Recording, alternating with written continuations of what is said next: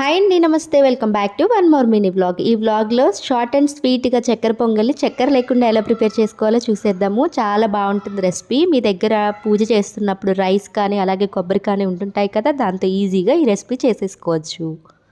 చక్కెర పొంగల్ కోసం అయితే ముందు పప్పు బియ్యాన్ని కడిగి నానబెట్టుకోవాలి. అలానే కొబ్బరిని చిన్న చిన్న ముక్కలుగా కట్ చేసుకొని ఆయిల్ కాకుండా గీతో వేయించుకుంటే కమ్మగా ఉంటుంది. కొబ్బరి కొద్దిగా ఎగగానే అందులో ముందు కడిగి పెట్టుకున్న పప్పు బియ్యాన్ని వేసి కొద్దిగా 2 నిమిషాల పాటు వేగనివ్వాలి.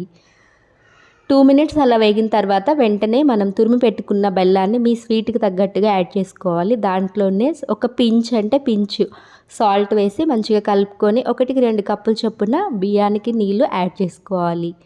ఇది రైస్ కుక్కర్లో చేస్తున్నాను. సో 1కి 2 చొప్పున అయితే వాటర్ సరిపోతాయి. ఇలా వేసుకొని మంచిగా తిప్పుకొని పైన లిడ్ పెట్టుకొని 2 to 3 విజిల్స్ వస్తే చక్కెర పొంగలి రెడీ అవుతుంది.